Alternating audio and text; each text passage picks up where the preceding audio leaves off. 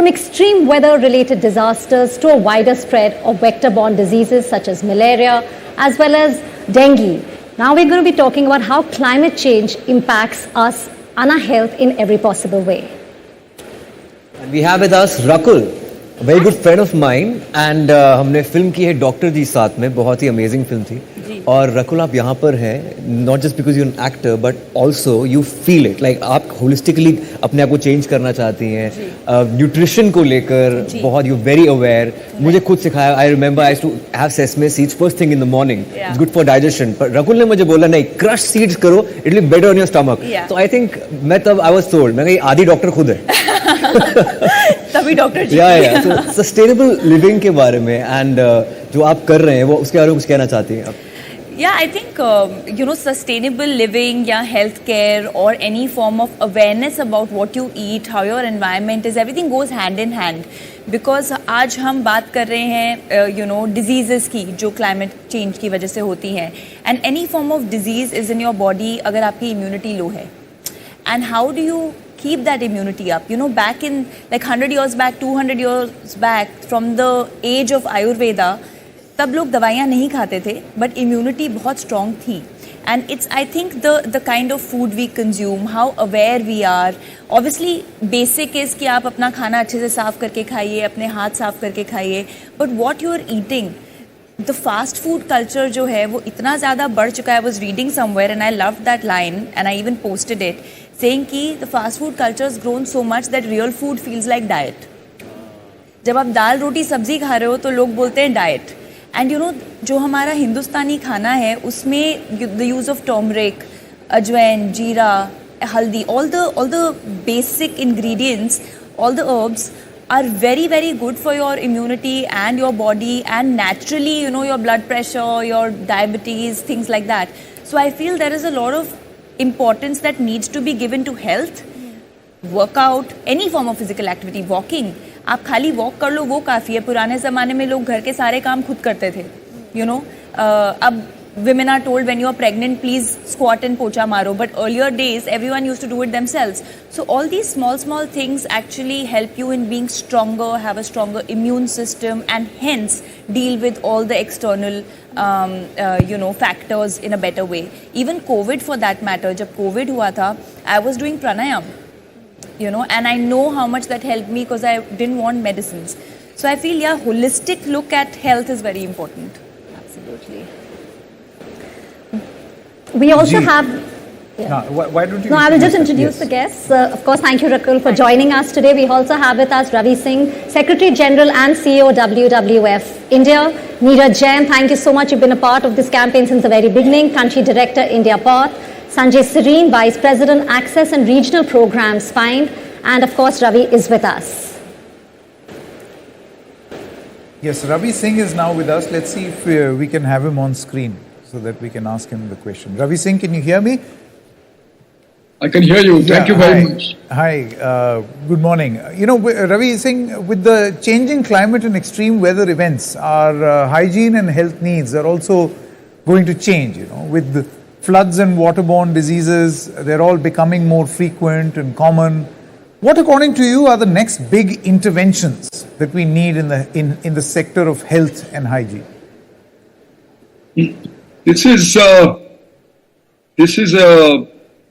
area, or this is a sector which is beyond the purview of any single approach or any one institution or any one particular consortium of work. Very importantly, we need to build an approach. I'll give you an example and just go from that. There's an example being developed which is called the One Health approach. This basically looks at what are the different areas of threat, be it calamities, natural calamities, regional disasters, etc. And we build an understanding of the interface between people, ecosystems, landscapes, what we call landscapes as natural landscapes, and people and beings that live there, for instance, villages, livestock, wildlife.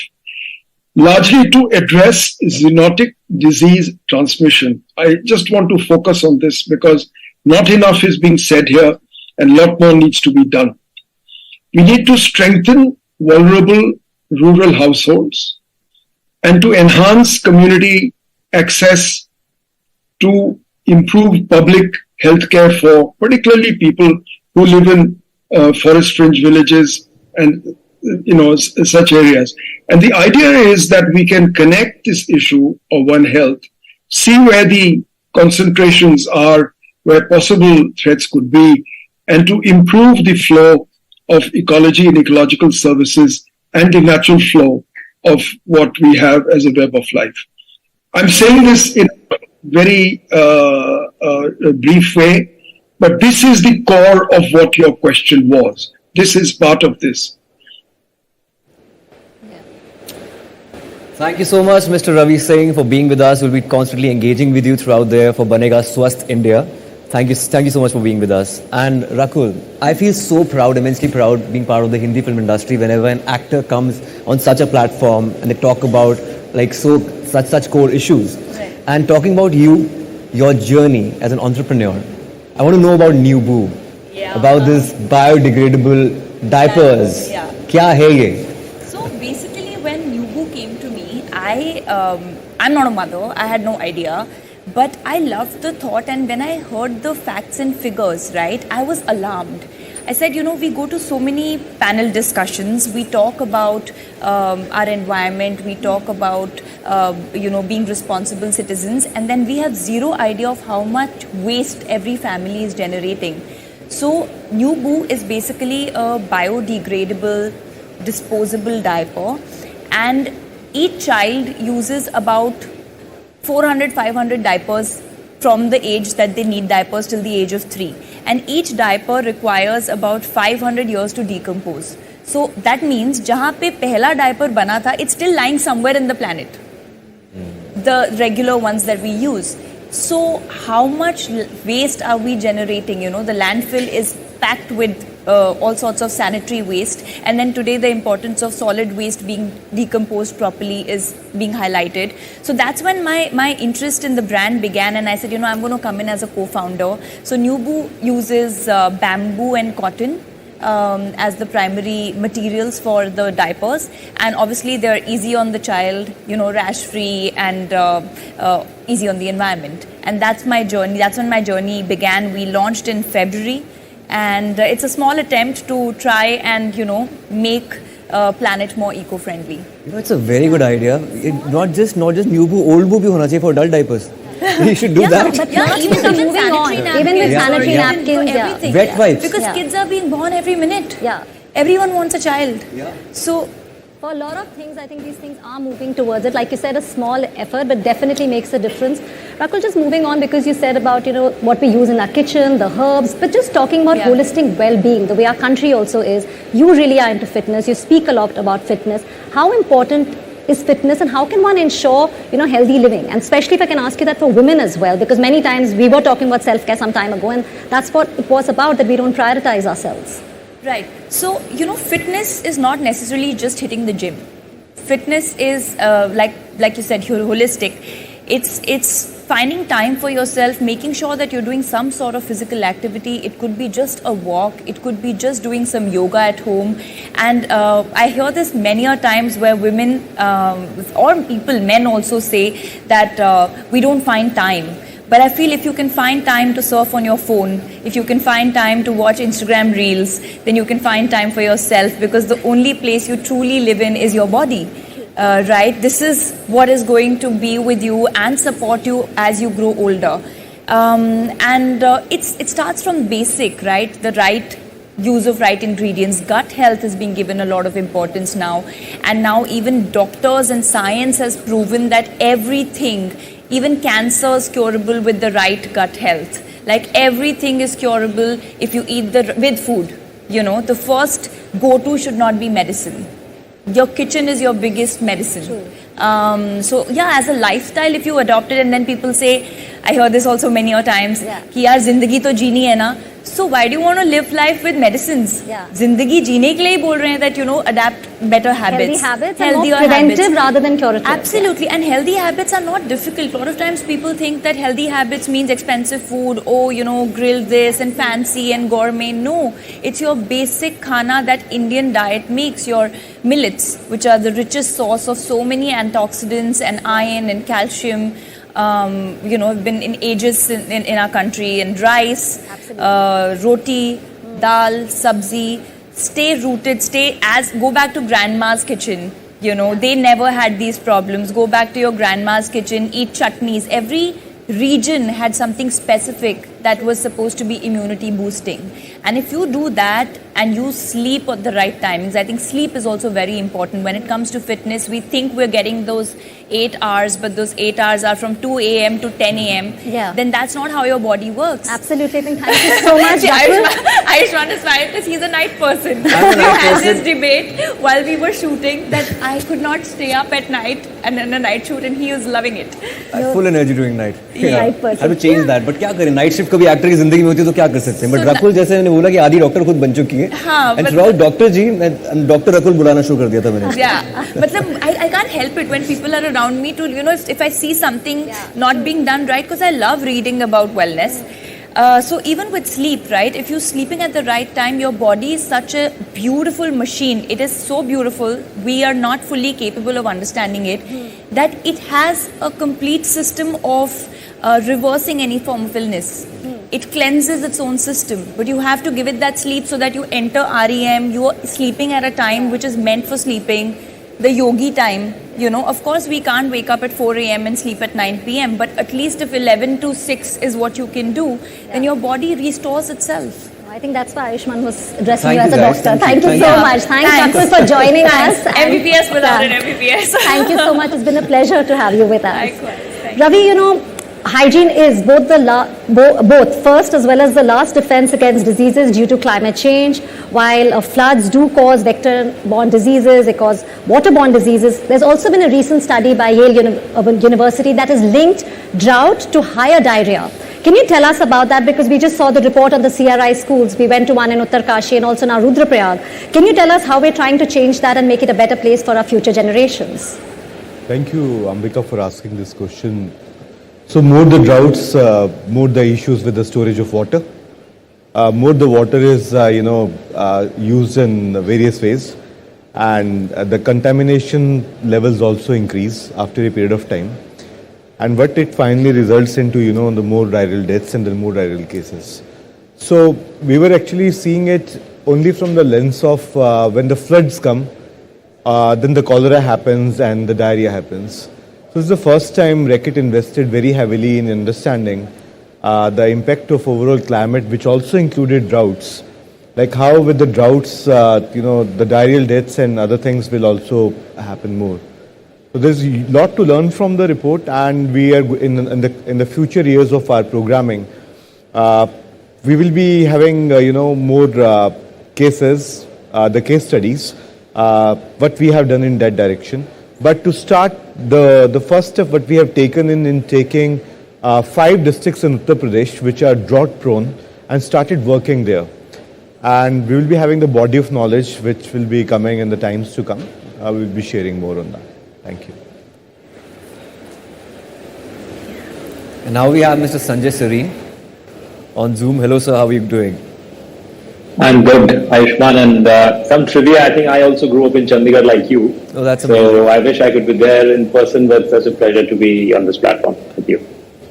So my question to you is, climate change is the next big global threat to human and animal health. Can you talk about a few trends in disease transmission on account of climate change and some strategies for better preparedness to counter this threat? Absolute pleasure to do that. So, according to WHO, climate change is actually going to be the single biggest health threat which is facing humanity. Obviously, there are multiple health effects of climate change, ranging from unpredictable patterns of vector-borne diseases, as Ambika mentioned, increased death rates on account of pollution, higher incidence of fungal infections, and also increased incidence of non-communicable diseases like cancers.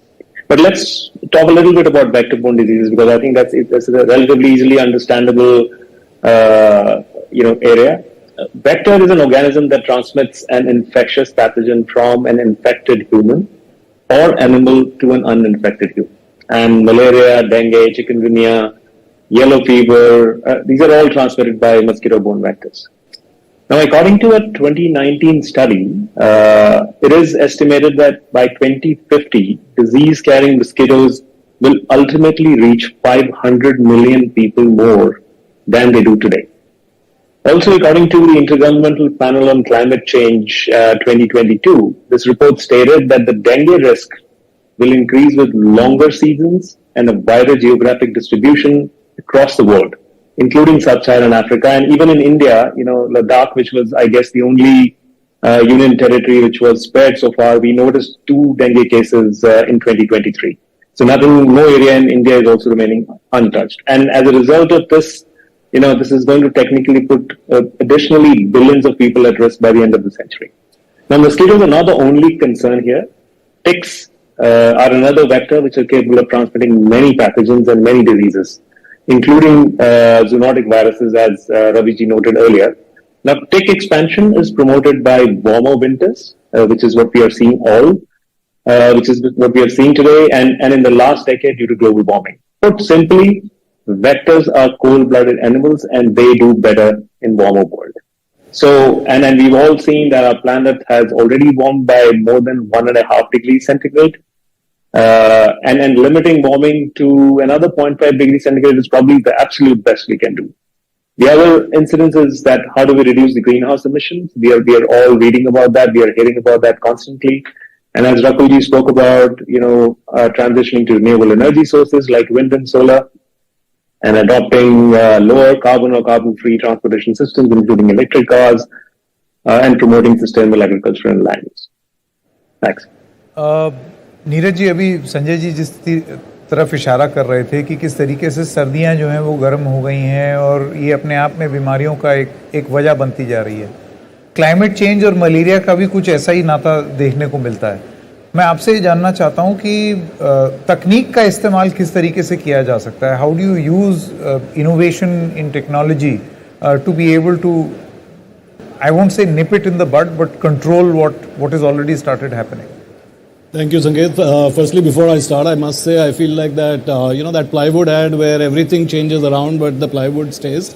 I was part of the 2014 launch of this program. Yes. And I'm getting very nostalgic being here today, Ayushmann, with you and the whole shift and the change.